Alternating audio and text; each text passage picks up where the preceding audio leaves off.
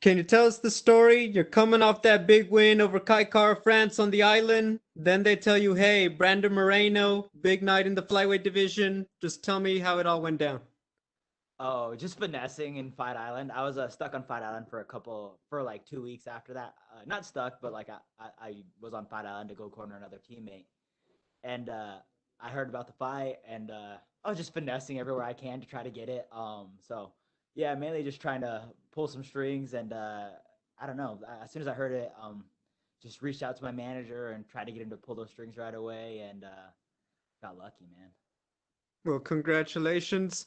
Thank you, brother. Since the last fight, I imagine all of the attention, all of just the media attention and fans, I'm assuming, reaching out to you on social media, all of it's increased. Can you describe what that's like for a young guy? I mean, earlier in the year, you're still doing your thing in LFA, and now, you might be one win away from being the next title challenger.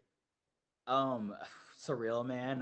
Talking to you, this whole entire experience is surreal. I just saw Shogun, man. I'm just trying not to like fan out and try to get a picture with him. I'm trying to act cool, you know. So I don't know. It's just surreal, man. I'm just appreciating every moment of this experience and just taking it all in, man. Like I said, 6 months ago, I was working a full time job, and I don't know, man. It's just crazy to be here right now and see Shogun, all this stuff, man.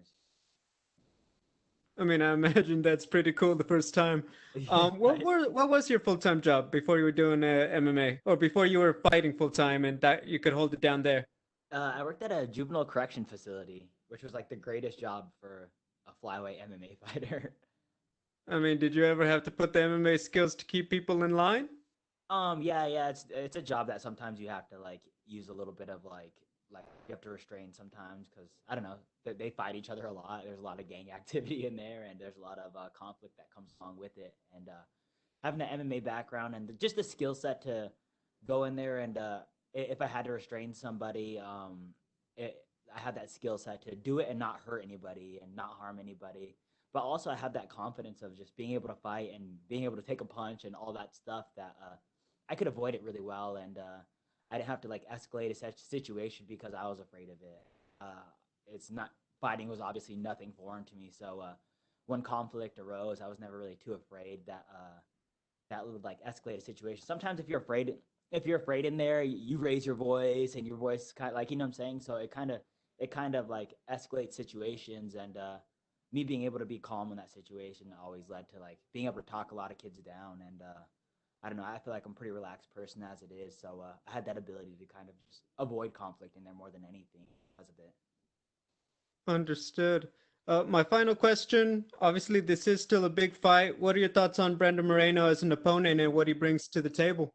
Brandon Moreno is like I don't know. It like I was just telling someone just a minute ago that like I have to fight like all the coolest flyweights, man. I have to fight Tim Elliott, Kai Car France, and Brandon Moreno, and like as like a fan of this sport, like I feel like I wouldn't even be rooting for me in these fights. Like I'm fighting all these cool guys, and like I don't know. I just saw Brandon Moreno, and like I don't know. He's just I don't know.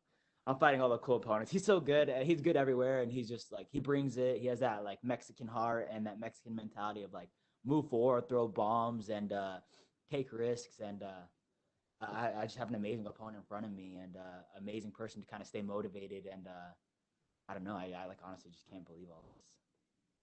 Well, good luck, Brandon. Thank you for the time. Yeah, I appreciate that, bro. We will take the next set of questions from Sumik Dada with Sportskeeda.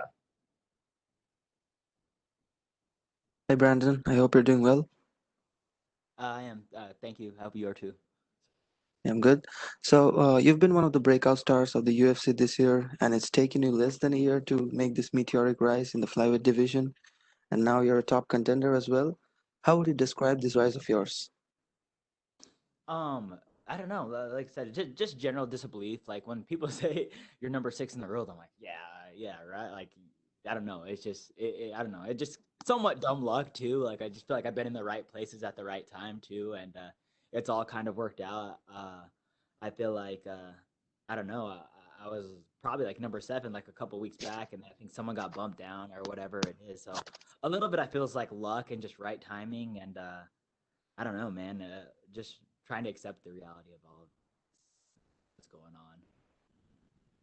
So, after that last fight, that incredible fight on Fight Island against Kaikara France, Stylistically, what do you think of this fight? You know, Brandon Moreno is obviously the number 2 ranked flyweight right now. And from your own perspective, what do you think he brings to the table as an opponent? He just brings everything. He's a well-rounded game, man. He's a really well-rounded opponent, and and as far as the matchup goes, man, what a banger of a fight.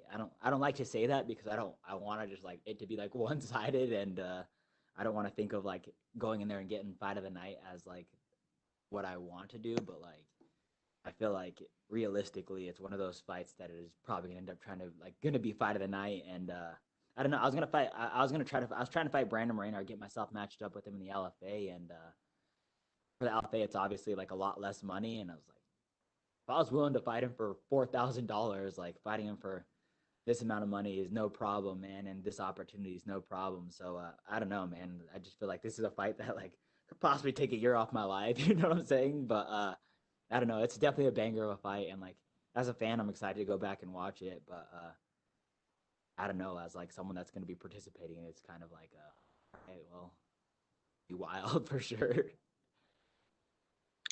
So do you think a win this weekend puts you next in line for a title shot, or do you feel that you'll have to go through that someone who's ranked higher than you before you can, move on to the title?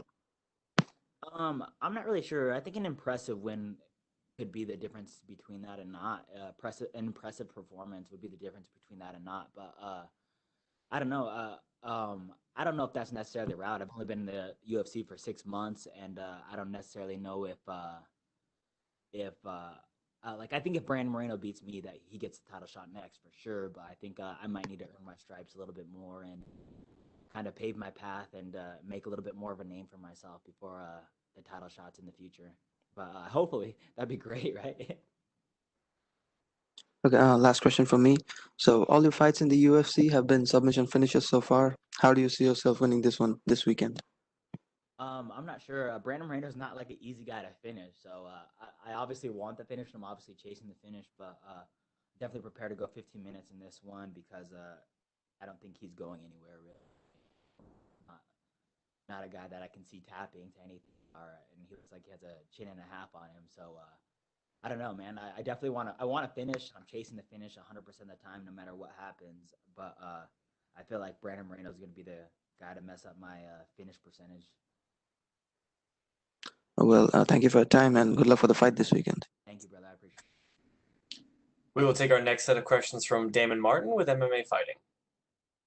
Hey, Brandon, when we did our first interview UFC, and at that point there was a lot of discussion about the division even going to stick around, and you told me back then you're like it's kind of I won't say frustrating, but kind of like scary that you're working your way in and there may not be a division there. Now here we sit, a little over a year later, and you're the number 6 ranked guy, and we see a flyweight fight headlining a pay-per-view. How crazy is it to see how much the flyweight division has changed? Just in this past year and a half, since it seemed like maybe it was going away, and now headlining a pay-per-view. Yeah, for any UFC fans that are paying attention, flyweights are putting on the best shows out there. I think every flyweight fight that I can think of as far as like the last few fights we go, flyweights are putting on shows, and I feel like we're fighting like potentially to keep our job a little bit and potentially to keep us shining. But you see that a little bit. I think you see a little bit of urgency from the flyweights, and I don't know if it's just like who they have signed to the UFC compared to who they used to have signed to the UFC.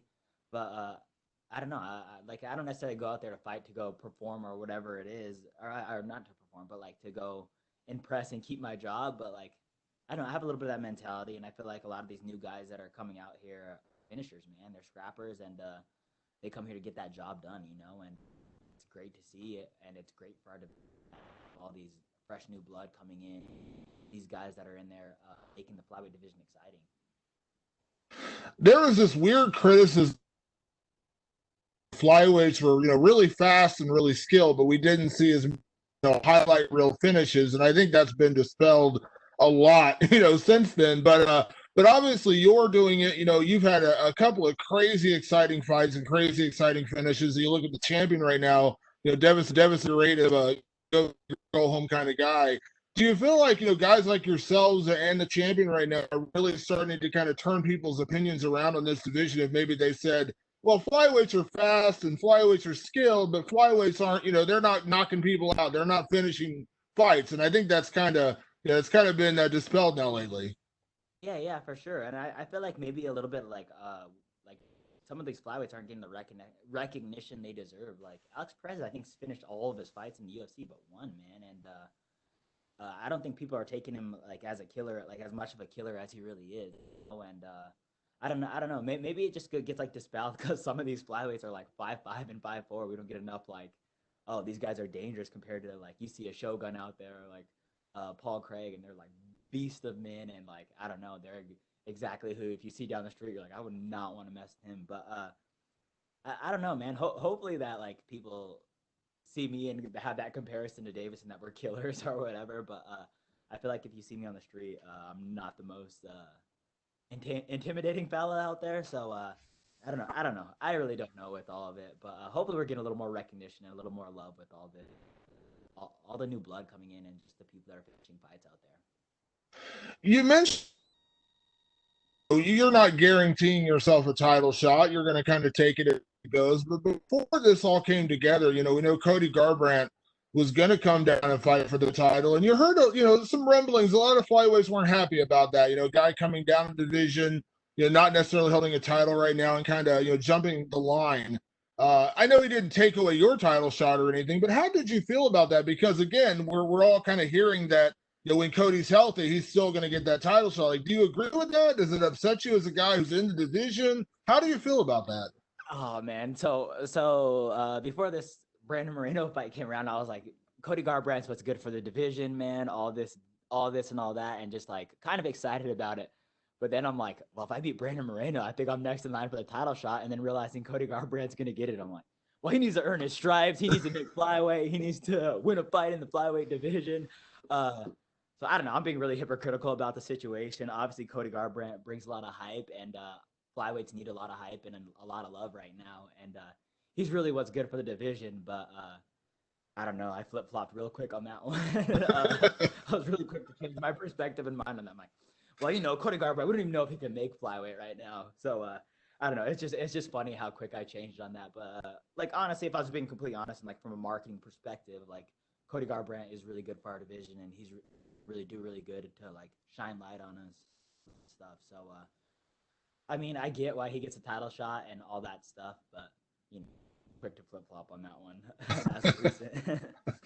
As soon as I found out I was fighting Brandon Moreno, I'm like, maybe I can get that title shot next, and maybe if I win, I'll be the #1 contender and all this. And then I'm like, oh yeah, Cody Garbrandt, damn it.